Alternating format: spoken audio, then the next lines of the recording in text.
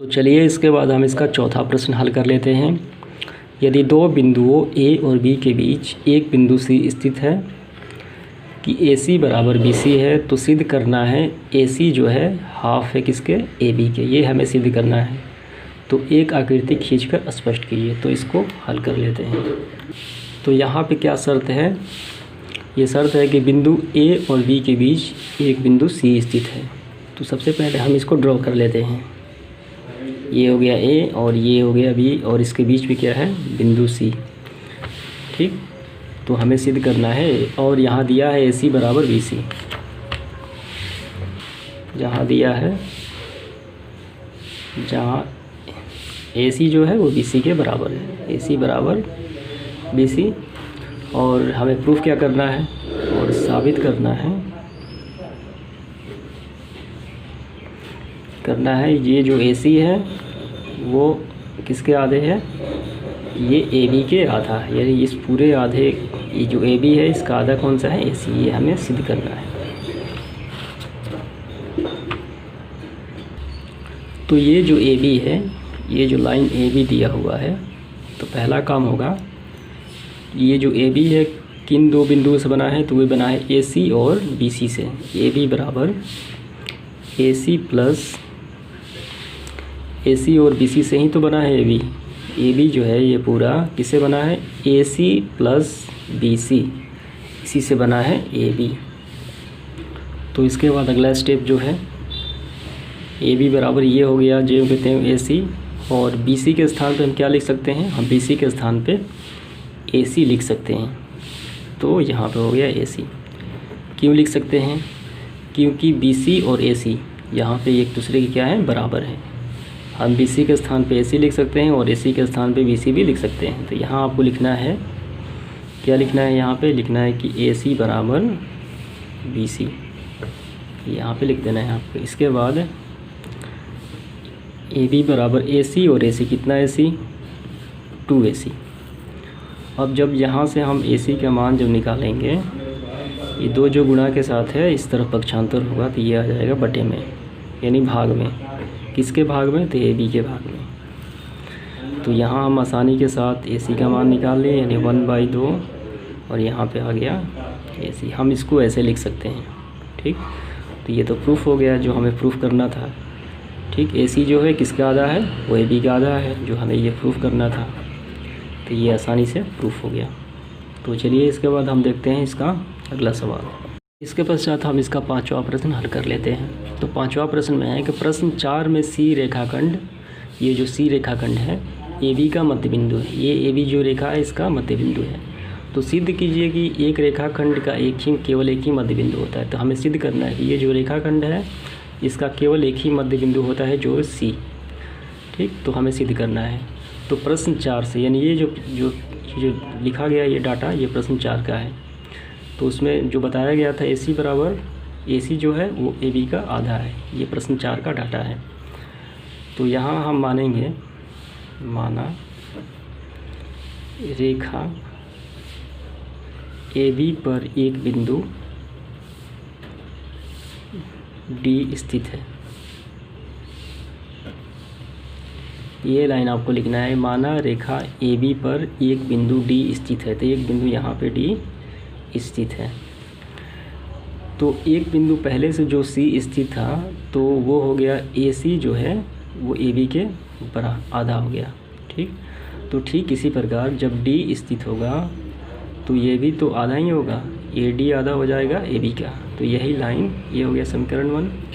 तो ये लिखना है जहाँ ए डी बराबर 1/AB। आप फिर से समझ लीजिए, जो पहले जो बिंदु सी था, ए सी जो था वो ए बी का आधा था, यानी यहाँ पे। और ठीक इसी प्रकार जब एक बिंदु डी हमने डी डाल दिया तो ये भी ए बी का आधा ही होगा, यानी ए डी बराबर है, यानी आधा है किसके, ए बी का। तो ये हो गया समीकरण 2। तो समीकरण 1 एवं 2 से, तो समीकरण 1 और 2 से देखिए, तो ये और ये दोनों हो गए उभयनिष्ठ, यानी एक समान है। तो क्या बचा, ए सी बराबर ए डी। यानी AC बराबर AD, दोनों बराबर है यहाँ पे दोनों बराबर है, लेकिन यहाँ पे थोड़ा सा अंतर है। तो यहाँ पे तो कहा गया है बराबर है, तो यहाँ पे हमें ये लाइन लिखना होगा। तो ये लिखना होगा यहाँ AC बराबर AD, जो रेखा, ये रेखा AD के एक ही मध्य बिंदु है, यानी ये जो है हम इसको एक मध्य बिंदु मान लेंगे, क्योंकि ये दोनों आपस में क्या है, बराबर है। तो इसलिए साबित हो गया कि AC जो AB है इसका एक मध्य बिंदु ये होता है C, या आप कह सकते हैं D, कोई भी कह सकते हैं, क्योंकि दोनों आपस में बराबर हो गए, C कहिए या D कहिए, क्योंकि दोनों यहाँ पे बराबर सिद्ध हो जाते हैं। तो इस प्रकार प्रश्न संख्या 5 हमने सॉल्व कर लिया।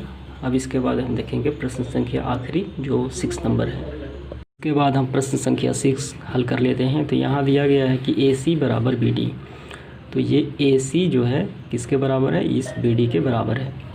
तो सिद्ध करना है हमें AB बराबर, यानी AB बराबर, ये AB जो है किसके बराबर है, तो ये CD के बराबर है, ये सिद्ध करना है।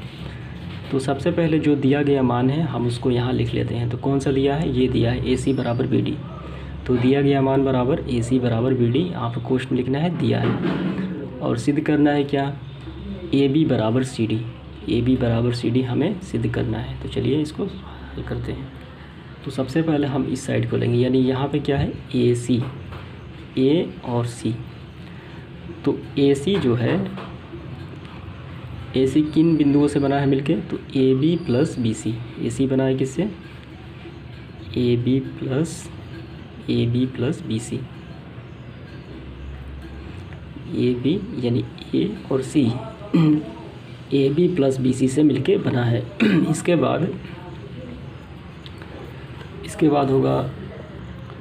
बाद ये तो हो गया AC से। अब इस जल्दी देखते हैं ये वाला BD के बारे में, बराबर BD। तो BD किससे बना है, तो BD बना है BC प्लस CD से। ये जो BD बना है किससे बना है, BC प्लस CD से बना है। तो फिर से समझिए, तो ये AC आपको लिखने की आवश्यकता नहीं, अगर AC आप काट भी दें तो चल सकता है, क्योंकि ये जो है AC जो है किससे बना है, AB प्लस BC, ठीक हो गया। अब इसके बाद BD किससे बना है, तो BD बना है BC प्लस CD। अब यहाँ चलिए इसके बाद आगे ये हो गया AB। तो यहाँ पे जो ये दोनों कैंसिल आउट हो जाएंगे, BC और BC क्या होंगे, कैंसिल आउट। तो कौन सा बचा, AB बराबर CD, जो हमें प्रूफ करना था, ठीक। तो ये प्रूफ हो गया। तो अवगृहित प्रथम के अनुसार,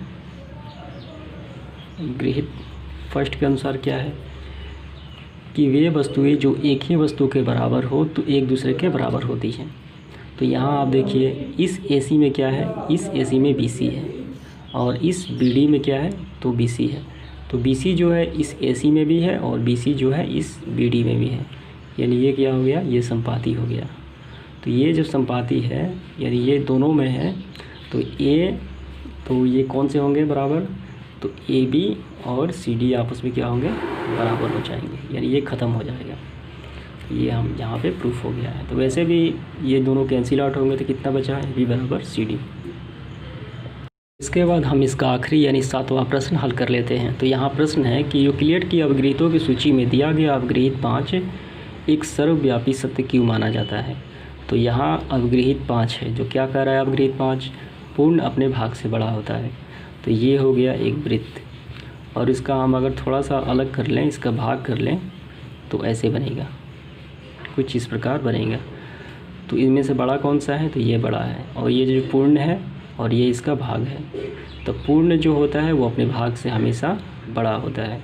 तो ये बात चारों तरफ सर्वव्यापी यानी सभी जगह समान रूप से मानी जाती है, तो इसीलिए इसे सर्वव्यापी सत्य कहा जाता है। तो ये तो 7वां प्रश्न हल हो चुका है। अब इसके बाद एक प्रश्न बच जाता है, वो 3 नंबर। तो हम इसको अगले वीडियो में देख लेंगे। धन्यवाद।